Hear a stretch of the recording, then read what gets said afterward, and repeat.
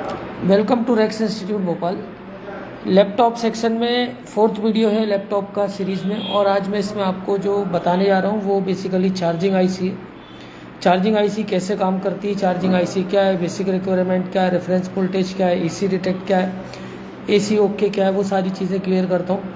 तो इससे रिलेटेड जो वीडियोस लैपटॉप से रिलेटेड पहले जो मैंने बनाए उनको आप देख के और सारी चीज़ों को समझ सकते हैं कि किस तरह से हमारे यहाँ क्लासेस चलती है लैपटॉप की। कंप्लीट वीडियो के लिए आप मुझे मेरे नंबर पे कॉल कर सकते हैं। तो कंप्लीट वीडियोस भी आपको पूरी सीरीज़ करीब 35 से 40 वीडियो है जो आपको फ़ोन करने पे वो वीडियो मिल जाएंगे, जिसमें कंप्लीट ट्रेनिंग के वीडियोस हैं। ऐसी मोबाइल के कंप्लीट ट्रेनिंग के वीडियोस हैं। LCD LED टीवी की जो रिपेयरिंग है, कॉफ लेवल है, इसमें एडवांस सॉफ्टवेयर लेवल है। मोबाइल में स्कीमेटिक लेवल है, रिंगर वाइब्रेटर डिस्प्ले करा के ख़त्म करने वाला काम नहीं होता अपने आप, सारे एडवांस लेवल्स हैं। और इसके अलावा CCNA, CCNP, MCA मेरा खुद है, लाइनेक्स है, माइक्रोसॉफ्ट सर्वर है। तो कोर्सेज में ethical hacking, CCNA, CCNP, Linux, advance level networking पूरे MP के अंदर 4-5 जगह होती है। उनमें से एक अपना रेक्स इंस्टीट्यूट भोपाल जो एक Zone 1 MP नगर, और ऑनलाइन क्लासेस के लिए हाउस नंबर 20 वल्लभ नगर अवधपुरी में दूसरी ब्रांच, इसकी ऑनलाइन क्लासेस वहाँ से चलती हैं। इसके अलावा CCTV कैमरा, रेफ्रिजरेशन AC, 20 से 25 साल का एक्सपीरियंस। हमारे जो स्टूडेंट्स हैं 11-11, 12 बजे रात तक लगातार फील्ड में ट्रेनिंग कर रहे हैं।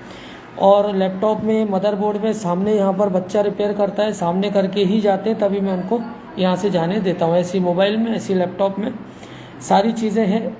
1992 से मैं इस फील्ड में हूँ, 30-32 साल का एक्सपीरियंस है। तो आपको कहीं से कहीं तक कोई चीज़ दिक्कत नहीं होगी। आदमी एक्सपीरियंस लोगों से सीखने का फ़ायदा ये होता है कि बुकिश नॉलेज, नेट का नॉलेज तो कोई भी दे सकता है, लेकिन एक्सपीरियंस सिर्फ एक्सपीरियंस आदमी से ही मिल सकता है। तो कंटिन्यूसली हम लोग इसी फील्ड में काम कर रहे हैं। तो आपको वो चीज़, जैसे मदरबोर्ड देख के ही मैं बता दूंगा कि किस मदरबोर्ड में क्या प्रॉब्लम है, किस लैपटॉप के किस सेक्शन में कहाँ पर प्रॉब्लम है। ऐसी दास सर रेफ्रिजरेशन AC में कहाँ पर प्रॉब्लम है वो एकदम देख के ही क्या कर देते हैं, बता देते हैं। दीपक सर मोबाइल हार्डवेयर में सारी चीज़ें, सॉफ्टवेयर में सारी चीज़ें वो मोबाइल देख के बता देंगे कहाँ पर प्रॉब्लम है। तो एक्सपीरियंस लोगों से पढ़ने का यही फ़ायदा होता है। हम लोग यहाँ पर जो इंस्टीट्यूशन चला रहे हैं, हम लोग किसी सैलरी पेड वर्कर को नहीं रखते कि 5,000 10,000 में रख लिया और वो पढ़ा रहा है। इस तरह का काम यहाँ नहीं होता।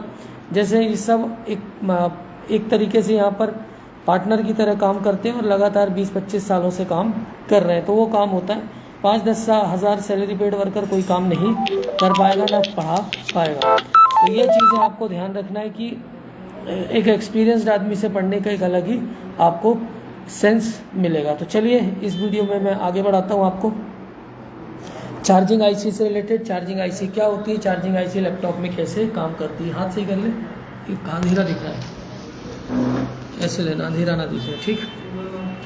चार्जिंग आईसी, चार्जिंग आईसी का क्या क्या काम है वो मैं आपको अभी क्लियर करता हूँ। लैपटॉप में जो चार्जिंग आईसी होती है, सबसे पहले अडाप्टर का वोल्टेज होता है। अडाप्टर का वोल्टेज क्या हो सकता है, अडाप्टर का वोल्टेज 18 हो सकता है, 18.5 हो सकता है, 19 हो सकता है, 19.5। वो डिपेंड करता है कि लैपटॉप का अडाप्टर या डिज़ाइनर ने कैसे उसको डिज़ाइन किया है।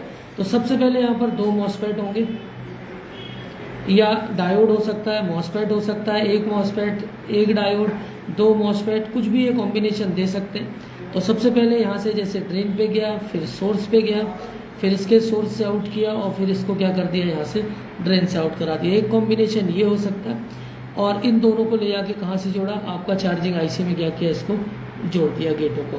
तो एक कॉम्बिनेशन ये हो सकता है। इसके अलावा और जो कॉम्बिनेशन होते हैं मैं आपको बताता हूँ। जैसे यहाँ पर मॉसफेट लिया,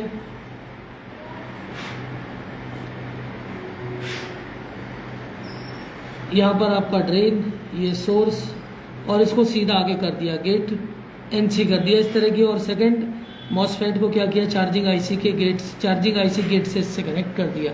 तो ऐसा कॉम्बिनेशन हो सकता है। डायोड को लेकर काम कर सकते हैं, ठीक है। तो कोई भी कॉम्बिनेशन हो सकता है। या फिर यहाँ पर आपका सोर्स से एंट्री करा दी, ड्रेन से आउट करा दिया।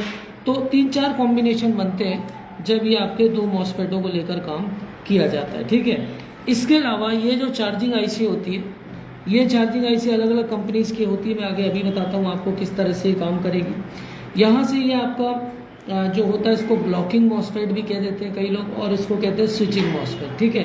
तो ये कॉम्बिनेशन भी हो सकता है और यहाँ से 19 वोल्ट आएगा। फिर ये जाएगा common sense CSR common sense register पर, और फिर आगे मैं अभी बताता हूँ कि कैसे काम होता है। अब ये जो वोल्टिन है, ये वोल्टिन आपका क्या होगा, अडाप्टर से आएगा। ये 18 19 कुछ भी हो सकता है। ये 19 वोल्ट अगर हम एक स्टैंडर्ड मान के चलें तो सबसे पहले ये क्या होता है, ये 19 वोल्ट चलता है। 19 वोल्ट कहाँ जाता है, DC इन, ये हो जाएगा DC इन 19 वोल्ट। और यहीं से क्या करते हैं, ये एक वोल्टेज डिवाइडर लगा के यहाँ पर क्या कर देते हैं, यहाँ पर इस तरह से इसको क्या करा देते हैं, AC इन करा देते हैं। ठीक है, तो ये आपका क्या होता है, 2 प्राइमरी वोल्टेज इसको मिल जाते हैं। तो चार्जिंग IC सबके लिए क्या करती है, वोल्टेज इन V इन बनाती है, V इन रेडी करती है। तो वो कैसे करती है मैं आगे आपको क्लियर कराता हूँ। अगर ये चार्जिंग IC खराब है और 19 वोल्ट में प्रॉब्लम होगी तो कोई भी रेगुलेटर काम नहीं करने वाला आगे का। चार्जिंग IC 2 तरह से डिटेक्ट करती है, AC इन, AC डिटेक्ट या DC इन के नाम से क्या करती है।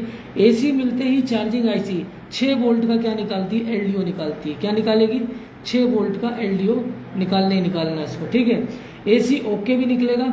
AC ओके एक्टिव हाई या एक्टिव लो भी हो सकता है। इसको मैं अभी आगे और क्लियर करता हूँ कि कैसे काम होता है, एक्टिव हाई एक्टिव लो क्या होता है। अब इसके बाद जो होता है AC ओके आयो के पास जाएगा। ये जो AC ओके आयो के पास जाएगा, AC ओके जाते ही आयो चार्जिंग IC से क्या करेगी, कम्युनिकेट करना चालू करेगी। कैसे, जैसे ही AC ओके में चार्जिंग IC ने AC ओके निकाला, AC ओके कहाँ जाएगा, आपका आयो के पास, और फिर AC ओके मतलब आयो के पास गया।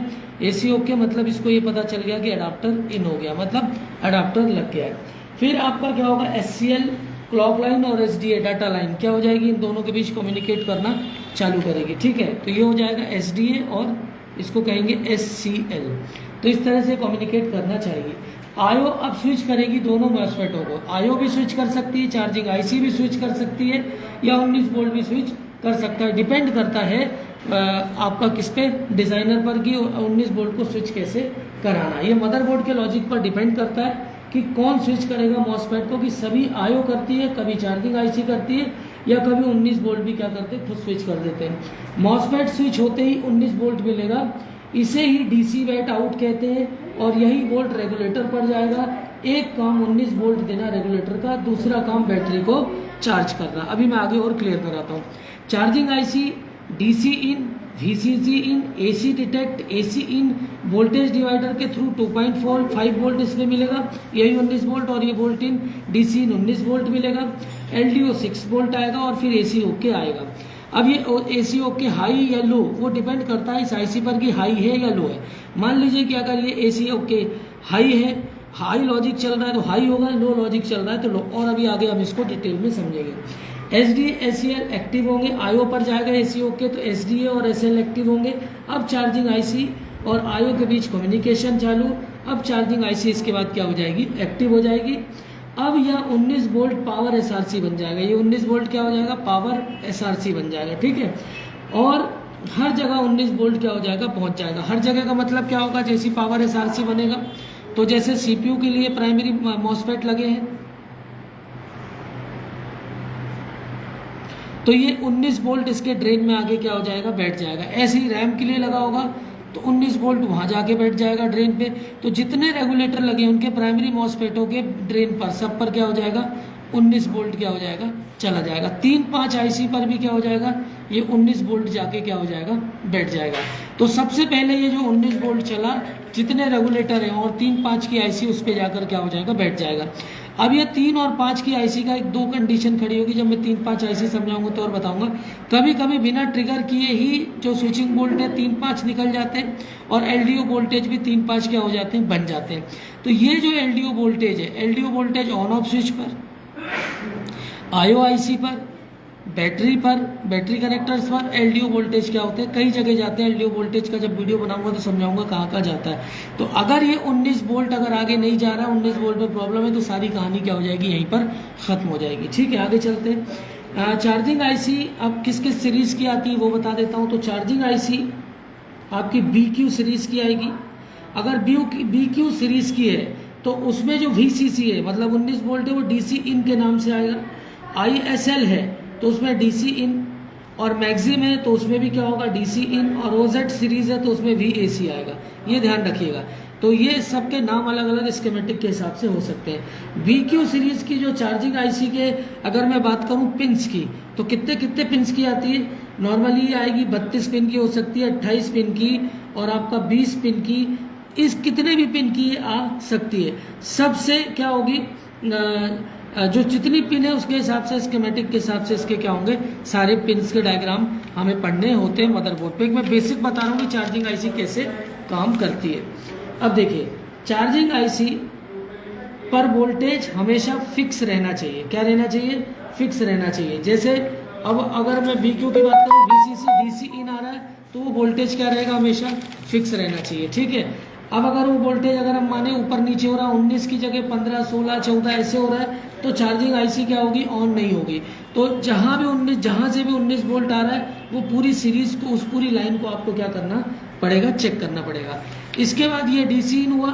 इसके बाद होता है AC डिटेक्ट या AC इन। AC डिटेक्ट क्या होगा? ये आपका क्या होगा? 2.4 वोल्ट, 2.5 वोल्ट, 2.6 वोल्ट। ये वोल्टेज डिवाइडर पे डिपेंड करेगा कि कितना 19 वोल्ट है। जब वोल्टेज डिवाइडर लगाएंगे तो यहाँ पर 2 रेजिस्टेंस 19 वोल्ट, और ये आपका क्या होगा? यहाँ से क्या करेगा? 2.6 वोल्ट ही क्या करेगा? निकालेगा।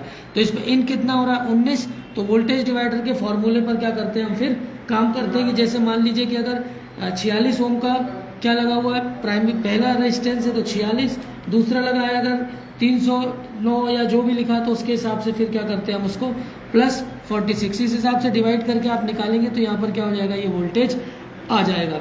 अगर ये वोल्टेज नहीं मिल रहा है, ये वोल्टेज कम मिल रहा है, देख लीजिए सबसे पहले वोल्ट इन हुआ, फिर AC डिटेक्ट हुआ।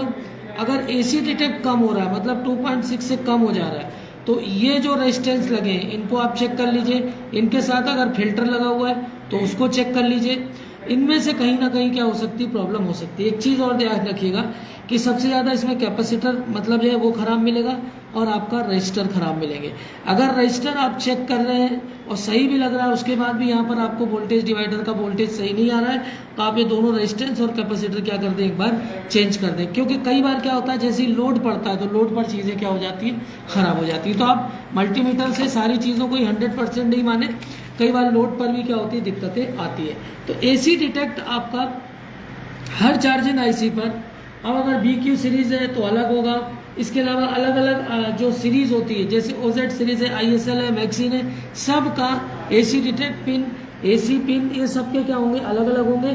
तो मैं अभी कोई पिन को यहाँ पर डिटेल नहीं कर रहा हूँ, जब स्कीमेटिक से समझाऊंगा तो समझाऊंगा कि किस तरह से पिन पर आपको देखना है। तो मेरा कहने का मतलब है कि अगर AC डिटेक्ट कमज़ोर है, AC डिटेक्ट कम आ रहा है, तो भी क्या होगा? 19 वोल्ट मतलब चार्जिंग आईसी आउट नहीं करेगी, दिक्कत हो जाएगी।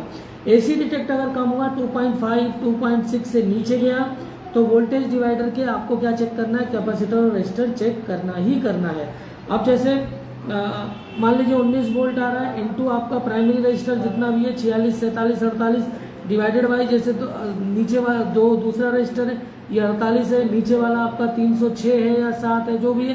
तो इस तरह से फॉर्मूला निकालेंगे तो आपको वोल्टेज डिवाइडर क्या हो जाएगा? इसे रेफरेंस वोल्टेज भी कहते हैं। आईसी खुद आप देखिए, अगर ये वोल्टेज AC डिटेक्ट में प्रॉब्लम है तो क्या क्या दिक्कत हो सकती है? एक तो रजिस्टर खराब हो सकते हैं, दूसरा कैपेसिटर खराब हो सकते हैं, और तीसरे नंबर पर आईसी क्या हो सकती है? खराब हो सकती है। तो आप ध्यान रखिए, चार्जिंग आईसी बदलते रहें, 3-5 बदलते रहें, प्रॉब्लम सॉल्व नहीं होगी अगर ये AC डिटेक्ट आपको चेक करना नहीं आता। तो सबसे पहले AC डिटेक्ट। अब इसके बाद क्या होगा? जो LDO है, मैंने बोला LDO, तो इसको कई नामों से जाना जाता है। LDO को कई नाम से जानते हैं, जैसे REGN, LDO, VTTP, ये बहुत सारे नाम हैं। अलग अलग डिज़ाइनर, अलग अलग स्कीमेटिक, अलग अलग आईसीज इसको अलग अलग नाम से पुकारती है। जैसे REGN, जैसे VTTP अगर ISL इसको इस नाम से जानती है, LDO मैक्सिन LDO के नाम से, और रेजन VQ नाम से जानती है। तो स्कीमेटिक में REGN, LDO, VTP कुछ भी लिखा हो तो आप उसको LDO ही समझ के चलिएगा। अब ये LDO voltage, LDO charging IC बनाती है। 6 वोल्ट इंटरनल LDO रहता है, इसके अंदर क्या रहता है? 6 वोल्ट का इंटरनल LDO रहता है। इसके बाद जैसे LDO चार्जिंग आईसी के अंदर LDO मौजूद होगा, वो जब भी LDO बनाएगा जब उसे AC डिटेक्ट मिलेगा, जैसे ही AC डिटेक्ट मिलेगा क्या बन जाएगा? LDO बनना क्या हो जाएगा? अगर AC डिटेक्ट सही नहीं है, मैंने क्या कहा? AC डिटेक्ट बहुत बड़ी चीज़ है। अगर ये सही नहीं है तो एलडीओ नहीं बनेगा और एसी ओके भी नहीं बनेगा। एलक्यू का अलग होगा, मैगजीन का अलग होगा, बीक्यू का अलग होगा, वो अभी नहीं करने जा रहा हूँ, अलग अलग पिन नहीं समझा रहा हूँ, इसलिए पिन के नंबर नहीं ले रहा हूँ यहाँ पे नाम, ठीक है। AC okay open drain open out होता है, ठीक है। इसके एसी ओके कैसे बनता है देखिए ध्यान से। एसी ओके के लिए क्या होता है, एक कंपैरेटर लगा होता है चार्जिंग आईसी के अंदर, ये होगा आपका कंपैरेटर। इस पे एसी डिटेक्ट होगा, जैसे ही एसी डिटेक्ट होगा ये क्या करेगा, गेट पे क्या कर देगा, एक ये जो मॉसफेट होगा यहाँ पर क्या होगा, यहाँ से ड्रेन से क्या हो जाएगा, आउट होगा, और ये किससे कनेक्ट होगा, इसके गेट से, और ये क्या हो जाएगा, ये ग्राउंड हो जाएगा, सोर्स। तो ये कंपैरेटर क्या करता है, इसको एसी ओके क्या करता है, ओपन ड्रेन से क्या करता है, आउट करता है। तो इस तरह से कंपैरेटर ये भी चार्जिंग आईसी के अंदर होगा, ये दोनों चार्जिंग आईसी के अंदर होंगे, ठीक है। अब मैं एक दो आईसी के नाम दे देता हूँ जिससे आपको याद रहेगा कि किस आईसी में ये क्या रहेगा, हाई रहेगा, और किस आईसी में क्या रहेगा, लो रहेगा। तो ध्यान से देखिए, जैसे अगर हम बात करें BQ727 है और BQ725 आईसी लगी है, तो इसमें क्या होगा, एसी ओके हाई होगा और इसमें एसी ओके लो का लॉजिक चलेगा, ठीक है। अब मान लीजिए कि अगर यहाँ पर इसने डिपेंड करता है अडाप्टर लगाते ही, अब जैसे अडाप्टर आप लगा रहे हो और एसी ओके पर वोल्टेज नहीं जा रहे, तो क्या होगा, तो ये क्या होगा, ये सूचना क्या होगी, आईसी को क्या मिलेगी कि क्या है, अडाप्टर नहीं लगा है, तो वो चार्जिंग मोड पे ही चलाता रहेगा, समझ रहे हैं आप। तो इस तरह से अगर ये सही नहीं है तो अडाप्टर भी लगाने के बाद भी क्या होगी, दिक्कत। अडाप्टर लगाते ही एसी ओके पर वोल्टेज नहीं जाना चाहिए, मतलब अगर एक्टिव लो है तो, और एक्टिव हाई है तो क्या होगा, जाएगा। अब अगर आपका एसी ओके हैश है तो मतलब लो, एसी ओके, ये स्कीमेटिक में देखने का तरीका बता रहा हूँ, वो एसी ओके के ऊपर बार लगा है तो ये हाई है, तो ये आपको देखना होना चाहिए। लेकिन बैटरी लगाते ही एसी ओके लो नहीं होना चाहिए, ठीक है। एसी ओके आउटपुट है आईओ के लिए कि अडाप्टर करंट इन हुआ है, मतलब एसी ओके सूचना जाती है किसको, आईओ को, कि क्या हो गया है, आपका एसी अडाप्टर करंट लग गया है। लैपटॉप अडाप्टर से ऑन हो रहा है लेकिन बैटरी से ऑन नहीं हो रहा है, तो आप एसी ओके को चेक करें वैलिड है या नहीं, मतलब लैपटॉप अडाप्टर से ऑन हो रहा है लेकिन बैटरी से ऑन नहीं हो रहा, तो ये एसी ओके का चक्कर हो सकता है। बैटरी ऑन हो रहा है लेकिन अडाप्टर से ऑन नहीं हो रहा, अब बैटरी मोड से ऑन हो जा रहा है लेकिन अडाप्टर से ऑन नहीं हो रहा, तो आपको क्या क्या चेक करना पड़ेगा, एसी डीसी इन, एसी डिटेक्ट, एलडीओ और एसी ओके। तो ये इस तरह से अगर चीज़ें नहीं होंगी तो भी क्या होगा, दिक्कत खड़ी हो जाएगी। तो ये चार्जिंग आईसी में आपको इतनी चीज़ें पता होनी चाहिए। अब चार्जिंग आईसी का और क्या फंडा होता है, अब ये यहाँ से चार्जिंग आईसी को सब एसी ड्राइव होगा, फिर आगे क्या हो जाएगी, सारी कहानी चलना चालू होगी। यहाँ पर आपका क्या होगा, ये बैटरी होगी, ये आपका प्लस हो जाएगा और ये आपका माइनस, और बीच में ये क्लॉक डाटा, इस तरह की चीज़ें होंगी, ठीक है। अब यहाँ पर और चीज़ें कैसे काम करती है मैं आगे आपको बताता हूँ, किस तरह से सारी चीज़ें चलेंगी, ठीक। अब आप देखेंगे कि जैसे आप चार्जिंग आईसी की बात करूँ तो volt in 18-19 according to adapter, BQ series की चार्जिंग आईसी VCC कहते हैं, DC इन को ISL मैगजीन, VCC इन और OZ सीरीज VAC कहती है। चार्जिंग आईसी के पिंस की बात करें तो मैं बता चुका हूँ 32-28, ये जो आपकी BQ सीरीज की आती है, AC डिटेक्ट वोल्टेज डिवाइडर के थ्रू, LDO 6 वोल्ट आउट करेगा, इसे रेजिन, LDO, BTT भी अलग अलग नामों से जानते हैं। AC डिटेक्ट मिलते ही LDO बनेगा, AC detect enable signal LDO के लिए, अब AC ओके बनेगा, AC ओके बन के कंपैरेटर के थ्रू क्या होगा, ये फिर आपका आईओ को चला जाएगा। लैपटॉप बैटरी ऑन हो रही नहीं हो रही, ये सारी चीज़ें मैं आपको अभी बता ही चुका हूँ। अब देखिए यहाँ पर आगे बढ़ते हैं, तो ये अब चार्जिंग आईसी क्या होगी, कैसे काम करेगी, ये हो गई आपकी चार्जिंग आईसी। अब इसके बाद ये जो होता है, ये इस तरह से, ये अगर हम इसमें आईओ लगा लें, SIO, और यहाँ पर हम PCH लगा लें, तो जैसे AC डिटेक्ट होगा और DC इन होगा, ये सूचना किसको जाएगी, आईओ को भी क्या होती है, जाती है, और ये जो AC इन है इसकी सूचना है PCH, प्लेटफॉर्म कंट्रोलर हब को भी देती है, ठीक है। अब ये SM clock, SM data charging IC के थ्रू, SIO के थ्रू चार्जिंग आईसी को मिलता है, और SIO किससे कनेक्टेड होगा, ये आपका बैटरी के इन तीनों चीज़ों से क्या होगा, कनेक्ट होगा। तो SM डाटा, SM क्लॉक और इस तरह से ये इसको SIO को और चार्जिंग को ये कम्युनिकेट कराती रहेगी। अब यहाँ पर आपको जब चार्जिंग करानी है, ये आपका 19 वोल्ट निकला। अब ये 19 वोल्ट आपका कहाँ जाएगा, ये यहाँ से, ये दोनों इसके क्या होंगे, इसके बीच से चार्जिंग IC को मिलेगा। तो अगर आउटपुट में कहीं शॉर्टिंग है तो इसी रजिस्टर के थ्रू क्या करती है, IC डिटेक्ट करती है, और अगर आगे कुछ गड़बड़ है तो तुरंत ये क्या कर देती है, यहीं पर इसको बंद कर देती है, सप्लाई आगे नहीं जाती है। तो अगर किसी भी सेक्शन में शॉर्टिंग है, कौन कौन से सेक्शन मैंने आपको बताए थे, अभी आपका रैम सेक्शन है, CPU सेक्शन है, 3-5 IC है, और जितने भी रेगुलेटर्स लगे, अगर कहीं भी दिक्कत है तो ये मान के चलिए ये IC तुरंत क्या कर देगी, स्टैंड बाई में कर देगी लैपटॉप को। ठीक है, ये चार्जिंग IC और किन किन कंडीशनों में काम नहीं करेगी, इसे DC इन ना मिले, AC डिटेक्ट ना मिले, LDO ना मिले, और IO से क्या हो, AC ड्राइव का सिग्नल ना मिले तो भी क्या हो जाएगा, ये काम नहीं करेगी। ठीक, अब यहाँ पर क्या होता है, तो अगर कोई भी सेक्शन शॉर्ट है, CPU section short, RAM section short, कहीं भी कोई दिक्कत है तो चार्जिंग IC क्या हो जाएगी, वहीं पर काम को बंद कर देगी। ठीक है, अब इसके बाद क्या होता है, ये जो आपकी क्लॉक जनरेटर IC है, यहीं से क्या होगी, यहाँ पर 2 MOSFET और लगे होंगे,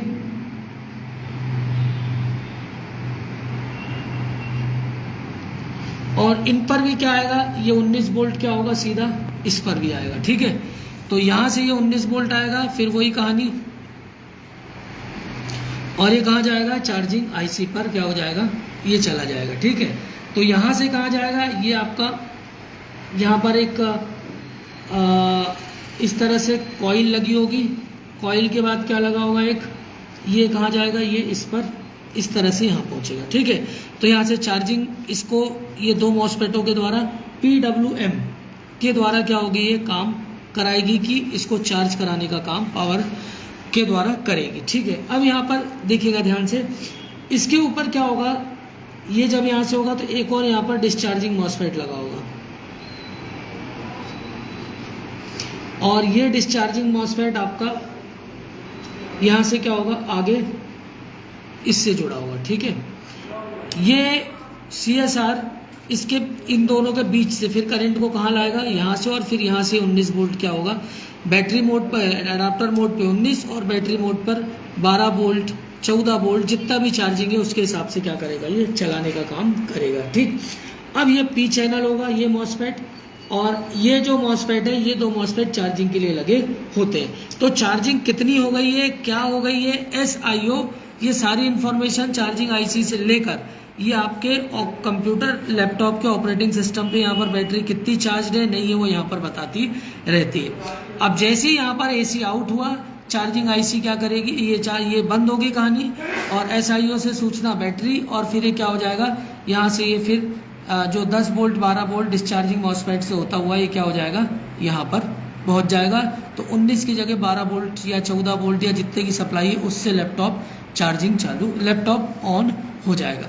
तो इस तरह से पूरी चार्जिंग IC का काम होता है, और चार्जिंग IC इस तरह से काम करती है। एडाप्टर मोड पर 19 वोल्ट और बैटरी मोड पर 12 वोल्ट 14.8 वोल्ट, ये सब इस नामों से जाना जाता है। जो ये जो 19 वोल्ट और 14.8 वोल्ट 10 वोल्ट 12 वोल्ट जो भी है, इसका नाम होता है पावर SRC, DC बैट, या इसे हम क्या कहते हैं B++। यहीं से पूरे बोर्ड पर क्या जाएगा, वोल्ट जाने का क्या करता है, काम करता है। तो ये आपका, अब देखिए जैसे आपका 19 वोल्ट नहीं बन रहा है तो सबसे पहले स्कीमेटिक देखना आना चाहिए। अगर स्कीमेटिक नहीं है तो ये जो चीज़ मैंने बताई लगभग यही सीक्वेंस हर जगह काम करेगा। ठीक है, अब इसमें जो प्रॉब्लम्स आ सकती है वो क्या क्या आ सकती है, एडाप्टर में दिक्कत होगी, चार्जिंग में दिक्कत हो सकती है। चार्जिंग में दिक्कत है तो कहाँ कहाँ प्रॉब्लम होगी, बैटरी में दिक्कत होगी, या ये जो वोल्टेज बन रहे हैं AC डिटेक्ट और ये सारी चीज़ों में दिक्कत होगी तो भी चार्जिंग रुक सकती है, बैटरी के कारण रुक सकती है। ये MOSFET चार्जिंग MOSFET दिक्कत होगी तो खैर शॉर्ट होंगे तो पूरी चीज़ें क्या हो सकती है, बंद हो सकती है। तो ये चीज़ आपको ध्यान रखना है, जब भी लैपटॉप स्टार्ट करना है तो सबसे पहले क्या चेक करना है आपको, सबसे पहले आपको चेक करना है कि जो आपका बैटरी कनेक्टर्स हैं वहाँ पर 3.3 वोल्ट अगर मिल रहा है तो इसका देखिए कहाँ पर मिलेगा, ये प्लस ये माइनस जोड़ दिया मैंने गलती से।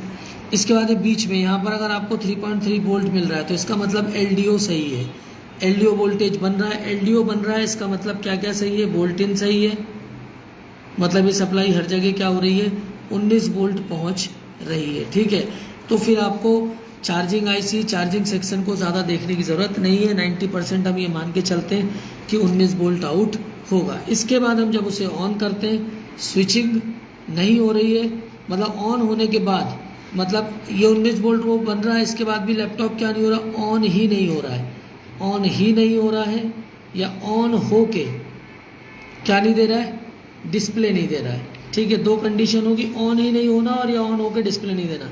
दोनों कंडीशन में आप एक बार रोम आईसी को क्या कर लें, फ्लैश कर लें, 100 में से 80 बार प्रॉब्लम क्या हो जाएगी आपकी, सॉल्व हो जाएगी। ये मेरी गारंटी, क्योंकि मेरा अनुभव ये रहा है। अब ऑन नहीं हो रहा है या ऑन हो के डिस्प्ले नहीं दे रहा है, तो ये दो अलग अलग समस्याएं। तो आजकल आईओ के अंदर रोम को इनबिल्ट कर दिया गया है, ऑन नहीं हो रहा है तो ये आईओ वाली रोम को फ्लैश करना है, और ऑन होकर डिस्प्ले नहीं दे रहा है तो बाहर वाली आईओ को क्या करना है, बाहर वाली रोम को फ्लैश करना है। अब आईओ को कई नामों से जाना जाता है। ये आईओ पर क्या क्या है, हॉल स्विच का इन, ऑन ऑफ स्विच का इन, फिर पीसीएच के साथ कम्युनिकेशन, स्लिप 3 स्लिप 4, ये सारी चीज़ें मैं अगले वीडियो में बताऊंगा कि कैसे काम करती है। तो अब आपका अगर ऑन नहीं हो रहा है तो रोम को ऑन होने के बाद डिस्प्ले नहीं दे रहा, तो भी आप रोम बहुत ज़्यादा आजकल प्रॉब्लम कर रही। अगली प्रॉब्लम आती है कि ये प्रॉब्लम आईओ के कारण भी हो सकती है, तो इसको भी एक बार ज़रूर चेक कर लें, दोनों चीज़ें इन कारणों से होती है। अब अगर लैपटॉप में एडाप्टर लगाते ही, एडाप्टर लगा रहा हूँ, डीसी पावर सप्लाई लगाते ही वोल्टेज क्या हो जा रहा है, ड्रॉप हो जा रहा है, और एम्पियर क्या हो जा रहा है, बढ़ जा रहा है। इसका मतलब क्या है, शॉर्टिंग है। तो शॉर्टिंग के केस में क्या होगा, फिर आपको देखना होगा कि शॉर्टिंग किस लाइन में है। ठीक है, तो शॉर्टिंग की लाइनें कल बताऊंगा, अगले वीडियोस में बताऊंगा कि किस तरह से शॉर्टिंग की अलग अलग लाइनें होती हैं। तो ये वीडियोस आपको इस तरह से कुछ हेल्पफुल होंगे कि किस तरह से चार्जिंग आईसी काम करती है, किस तरह से चार्जिंग बोर्ड चलते हैं, क्या सारी चीज़ें होती हैं। ठीक है, कुछ जगहों पर ये जो स्कीमेटिक है उसके हिसाब से चीज़ें क्या हो सकती, अलग अलग हो सकती हैं। ठीक है, आईसी के हिसाब से चीज़ें अलग अलग हो सकती हैं, तो वो आपको, लेकिन बेसिक फंडा, बेसिक नियम लगभग यही रहने वाला है। यही दो मॉसफेट रहेंगे, कभी एक मॉसफेट को फॉरवर्ड डायोड मोड पे ले लेंगे, दूसरों को स्विचिंग पर रखेंगे, पर एक मॉसफेट ज़रूर स्विचिंग मोड पर होगा ही होगा। ठीक है, ये चीज़ें आप ध्यान रखें। चार्जिंग मॉसफेट, चोपिंग वगैरह कैसे क्या, इस पर और एक वीडियो और विस्तार से मैं आगे डिटेल में कराऊंगा। जब फॉल्ट फाइंडिंग किसी लैपटॉप में स्कीमेटिक के साथ हम करेंगे तो इसको और विस्तार से क्या करेंगे, डिटेल में आगे देखेंगे। तो ये था आपका चार्जिंग आईसी पर वीडियो अच्छे लग रहे हैं तो मुझे आप कॉल कर सकते हैं कोर्सेज के लिए, और ऑनलाइन ऑफलाइन कोर्सेज के लिए मुझे आप कॉल कर सकें। Thanks for the watching.